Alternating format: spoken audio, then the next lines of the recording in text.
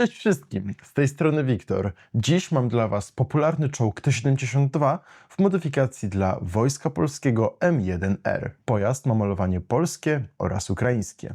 Zapraszam do oglądania. Kobi, buduj historię klocek po klocku. Zanim zaczniemy, chciałbym jeszcze zaprosić wszystkich Was do zasubskrybowania kanału oraz włączenia dzwoneczka. Będzie nam wszystkim z zespołu Kobi niezmiernie miło, jeśli to zrobicie. A teraz bez zbędnego przedłużania, zaczynajmy. Recenzję zestawu rozpoczniemy klasycznie od omówienia pudełka. Na froncie pudełka przedstawione są wszystkie najważniejsze informacje dotyczące tego zestawu. Między innymi jest to ilość klocków, czyli aż 724 elementy, dwie figurki, skala 1:35 oraz kolekcja, w skład w której ten model wchodzi. I w tym przypadku jest to kolekcja Armed Forces. Na odwrocie przedstawione są niektóre funkcjonalności tego pojazdu. Dwa różne komplety oznaczeń, tabela informacyjna z najważniejszymi informacjami dotyczącymi oryginalnego pojazdu oraz oryginalne zdjęcie. I nasz T-72M1R w skali 1:35 mierzy 27,5 cm długości, 11,5 cm wysokości oraz 11 cm szerokości. Tak więc jest to standardowy model czołgu w skali 1:35. T-72 ma bardzo ciekawy trójkolorowy kamuflaż. Widać, że jest to klasyczny kamuflaż współczesnego Wojska Polskiego oraz Wojska Polskiego z lat poprzednich, aż myślę, że do 90., czyli trójkolorowy kamuflaż składający się z koloru zielonego, brązowego oraz czarnego. Jest to zupełne przeciwieństwo do stylu malowania, jaki obowiązywał w czasach zimnej wojny, o którym opowiadałem m.in. w poprzednim filmie, gdzie opowiadałem o T-72. Myślę, że link do tego materiału będzie w opisie tego filmu, gdzie czołgi były malowane w całości na kolor zielony, a tutaj mamy właśnie już ten kamuflaż, który trochę zaburza ten pojazd, jego kształt, jego bryłę, no i po prostu lepiej jest go zamaskować na współczesnym wschodnioeuropejskim polu walki. T-72 posiada kilka ciekawych nadruków, a są to m.in.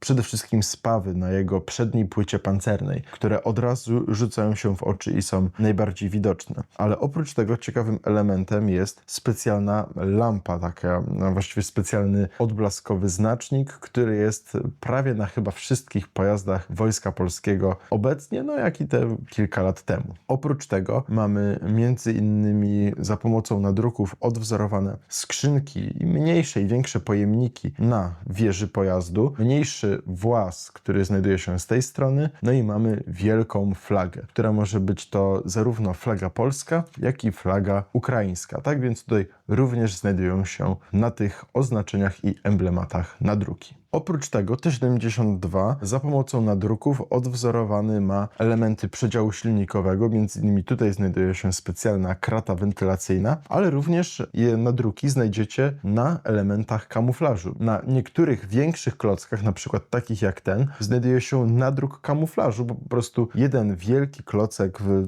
jednym kolorze nie wyglądałby najlepiej i żeby trochę załamać ten kolor, dodać trochę więcej koloru, właśnie znajdują się na nim inne kolory. I jeden klocek może mieć kolor brązowy, czarny i zielony. Tak więc jest to ciekawy ruch. I takich klocków jest więcej, nie tylko z jednej strony, ale również mamy między innymi tutaj taki klocek i tutaj. Tak więc jest to fajny ruch, który sprawia, że za pomocą nadruku idzie jeszcze lepiej odwzorować kamuflaż na takim pojeździe.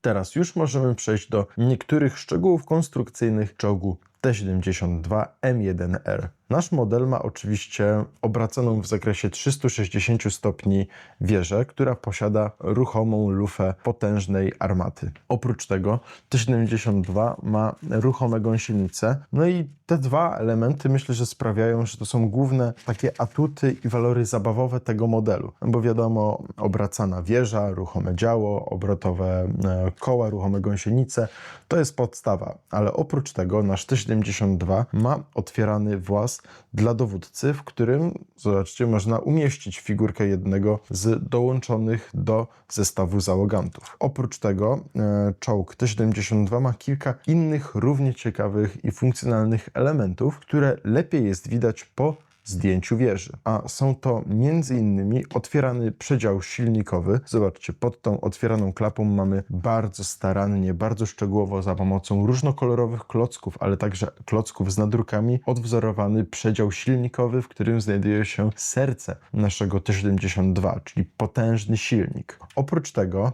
kolejnym ciekawym, ruchomym elementem jest włas kierowcy, który jest unoszony i obracany, który również można bez problemu otworzyć. No i tutaj również zmieściłaby się figurka. Kolejne ciekawe elementy i takie szczegóły konstrukcyjne znajdują się m.in. w tylnym przedziale naszego pojazdu, bo mamy tutaj dwie zapasowe beczki, które są niezbędnym elementem, ale chciałbym zwrócić Waszą uwagę na to, że jest jedno bardzo dobre zdjęcie, chyba z lat 90., gdzie właśnie na polskim czołgu T-72, nawet w malowaniu bardzo podobnym do tego, znajdują się takie zapasowe beczki i bardzo dobrze widać, że jedna z nich ma bicie niemieckiego Wehrmachtu, tak więc to wskazuje, jak bardzo wojsko recyklinguje sprzęt i tam nic po prostu nie ginie. Jeżeli coś jest w 100% niezniszczone, to cały czas jakoś będzie używane. Ale drugim elementem, na który chciałbym zwrócić Waszą uwagę, jest specjalna drewniana belka, która znajduje się pod beczkami i jest to wymysł nie polskich wojskowych, tylko wojskowych radzieckich. Podczas II wojny światowej, kiedy pojazdy się zakopywały, działały w trudnym terenie, w błocie, w gęstym śniegu i tak dalej, potrzebny był jakiś element zaczepienia, który sprawiał, że nasz czołg będzie mógł ruszyć. No i taka belka była wkładana pod gąsienicę, mogła być przywiązana do gąsienic, no i wtedy czołg miał jakiś punkt zaczepienia. Mógł po prostu na czymś stabilnie jechać, no i takie coś mogło uratować pancerniakom ich maszynę. Do zestawu dołączone mamy dwie figurki. Pierwsza z nich przedstawia żołnierza Wojska Polskiego w klasycznym mundurze, a właściwie kombinezonie wojsk pancernych, który posiada kolor zielony. Nasza figurka ma dwa nadruki na ramionach, no i są to oczywiście polskie flagi, ale oprócz tego nasz czołgista posiada czarny beret wojsk pancernych, który posiada oczywiście polskiego orzełka stopień, ale również emblemat 19. Lubelskiej Brygady Zmechanizowanej. Tak więc jest to naprawdę ciekawy taki smaczek i ukłon w stronę polskich wojskowych. Druga figurka, która jest dołączona do tego zestawu, przedstawia ukraińskiego czołgistę, który posiada zielone spodnie, kurtkę pancerniacką, no i oprócz tego posiada czarny hełmofon, a na swoim ramieniu ma ukraińską flagę oraz tryzub. Tak więc również jest to ukłon w stronę żołnierzy ukraińskich. Ostatnim elementem, który jest dołączony do tego zestawu, jest specjalny klocek z nazwą zestawu, czyli T-72M1R, który pozwala jeszcze lepiej wyeksponować Wasz pojazd w Waszych kolekcjach.